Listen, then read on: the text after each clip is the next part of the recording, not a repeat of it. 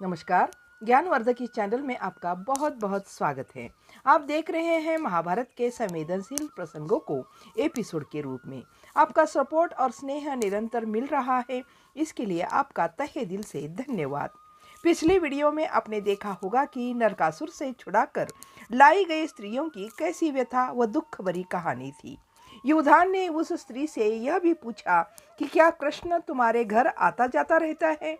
स्त्री ने कहा, आप कैसी बातें पूछते हैं? आपने मुझे क्या समझा है? अगर वे नहीं आते तो क्या यह बच्चा पैदा हो जाता?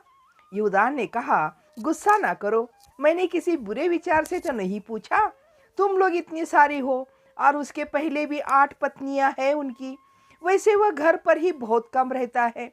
नगर आने पर उसको और भी बहुत सारे कार्य करने रहते हैं। तुम सबके घर आने का समय उसके पास रहता ही कहाँ है? उस स्त्री ने कहा, आप उनके मित्र हैं, इसलिए कोई गलत अर्थ नहीं लगाइएगा। आज से लगभग 2 वर्ष बीत चले। एक दिन वे आए थे, एक साथ 3 दिन रहे मेरे घर पर। वैसे उनके काम की कोई सीमा नहीं है। पता नहीं वह किस किस देश में घूमते रहते हैं। नगर में रहते ही नहीं, यदि रहते भी हैं तो आपके कहने के अनुसार उन पर काम का बहुत बोझ रहता है। उन्होंने बड़े बड़े विवाह मंडपों में बड़े बड़े घरानों की बेटियों से विवाह किया है। अब विवाहिता 8 पत्नियां हैं। इसके अलावा इतनी सारी हम लोग हैं। कितने घरों में पहुंचना संभव है, आप ही बताओ। फिर भी जब भी अवकाश मिलता है तब कहीं किसी के घर 2 या 3 दिन ठहरते हैं। इससे अधिक हम लोगों को क्या चाहिए? युधान ने पूछा, तुम्हारे साथ ही सभी स्त्रियां क्या तुम्हारी तरह ही सोचती हैं? तुम्हारे जीवन की तरह ही वह निष्ठा से रहती हैं? उस स्त्री ने कहा, दूसरों की बात से मुझे क्या लेना देना। उतने में उस स्त्री का पुत्र क्रतु ऊपर आ पहुंचा। उसके हाथ, पैर, छाती, मुख और गर्दन पर बुरी तरह से पसीना बह रहा था। युधान को देखकर वह आश्चर्य और संकोच से चुपचाप खड़ा हो गया। वह जो काम करने आया था वह भी भूल सा गया। माँ बोली, आओ खाना खा लो, हाथ धोए? वह बोला, मैं बाद में खा लूंगा। युधान को अजीब सा लगा, इसलिए उसने कहा कि तुम खाना खाओ, मैं ऊपर चलता हूँ। कहकर युधान सीधे ऊपर आखिरी मंजिल पर चला गया। नीचे की अपेक्षा यहाँ ऊपर खड़ा होने पर युधान में अधिक उत्साह उमड़ने लगा था, क्योंकि लहरों से उत्पन्न नाद मन को सुखद लग रहा था। बहुत देर तक युधान समुद्र की लहरों को देखते रहा। उसके बाद मुड़कर देखा तो समग्र द्वारका नगरी का दृश्य दिखाई पड़ा। भवन, सौंध, लंबी चौड़ी सड़कें, छोटी छोटी बिंदियों जैसे मकान, उसके चारों ओर का परकोटा, यह सब देख युधान मन में ही कहता है कि यह सब का निर्माण तो हमने ही तो किया है। यह भाव आते ही उसके मन में एक प्रकार की तृप्ति उमड़ आई। यह नगर मथुरा से तथा वहाँ के अन्य नगरों से शुभ्र, सुंदर और सुविधाजनक है। यही तो इस नगर की गरिमा है। युधान की देखते देखते नजर बाहर की ओर चली गई। बाहर के मैदान की धरती ताम्रवर्णी थी। दूर पर्वत तक की छोटी छोटी श्रेणियां थी और पीछे अंतहीन समुद्र। इसके आसपास में कितने देश फैले हुए थे। सिंधु, बाहालिक, वातधान, गांधार, कैकेय, त्रिगर्त, मद्र, उत्तर कुरु, हेमकूट, कुरु, पांचाल, भोज, कौशल, विदेह, अंग, बंग, पंड्र, चंपा, मगध, कुंतल, पुलिंद्र, कलिंग, चेदी, अवंती, विदर्भ। इनके अलावा और भी कई छोटे छोटे देश। एक एक देश में 5-5, 6-6 राज्य और उसके राजा।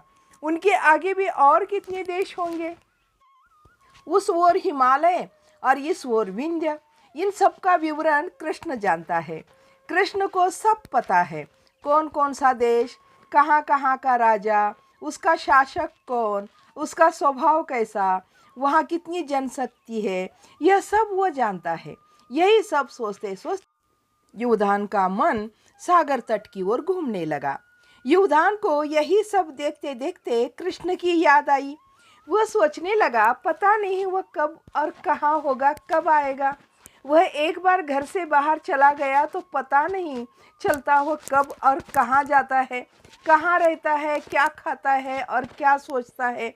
उसके लौट कर आने तक किसी को कुछ नहीं पता चलता।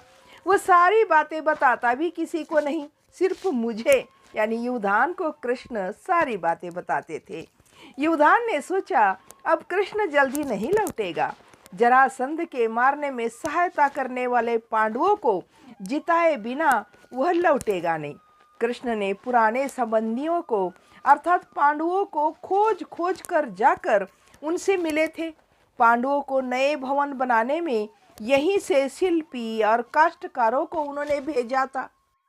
द्वारका से पांडवों के लिए सोना, चांदी, तांबे के बर्तन, रथ, घोड़े आदि सब कृष्ण ने भेजे थे। बलराम इस बात का विरोध करता रहा। वह कहने लगा था, हम अपनी अर्जित संपत्ति किसी को क्यों दें? केवल बलराम ही नहीं, सभी ने इसका विरोध किया था। बलराम कहता था, अपनी जन्मभूमि छोड़कर अनाथ बनकर हम खुद परदेश आए। भाग्य से सब ऐश्वर्य मिल गया तो क्या अपनी सारी संपत्ति अनजाने अपरिचितों को क्यों देना? वहाँ के बड़े बूढ़े भी यही कह रहे थे। और भले ही कुंती बुआ लगती थी, पर बुआ की संतान को इतनी संपत्ति लुटा देना क्या उचित है? यह सब भी वही कहते थे। कुंती तो भोज वंश के कुंत की दत्तक पुत्री थी। उसके जन्म के नाम का परिचय तक भी किसी को नहीं। परंतु कृष्ण की दूरदृष्टि थी, वह किसी के समझ में नहीं आती थी। उस समय मथुरा के पास विश्वस्त शक्तिशाली कोई राजे नहीं थे। कुछ थे भी, परंतु वे भी जरासंध के डर से पास में फटक भी नहीं सकते थे। पांडवों के अलावा कृष्ण का साथ देने वाला कौन था? पांडवों के पास कोई विशेष समृद्ध राज्य नहीं था, पर उनके पास धैर्य और साहस बहुत था। भीम का सा साहस तो दुर्लभ था। अर्जुन की बाण विद्या का तो कहना ही क्या। सौम्य होने पर भी युद्ध में कंधे से कंधा मिलाकर साथ खड़े होने वाले नकुल सहदेव भी तो थे। इससे बढ़कर और कौन सी संपत्ति चाहिए? पास ही उनके समधी पांचाल थे। कृष्ण समझ गए थे कि ये दोनों मिलकर जरासंध के पश्चिम के प्रभाव को रोकने के लिए एक बड़ी शक्ति बन सकते हैं। कृष्ण ने उनकी सहायता इसलिए की थी। जड़ जमाने के समय उन्हें सहायता देकर पानी और खाद की व्यवस्था न की जाती तो पांडव झुलस जाते। इस तरह युवधान बता रहे हैं कि कृष्ण ने पांडवों की मदद क्यों की थी। तो इस कहानी का अगला भाग अगले वीडियो में देखते हैं। इस कहानी को यहीं समाप्त करते हैं। तब तक के लिए जय हिंद, जय भारत।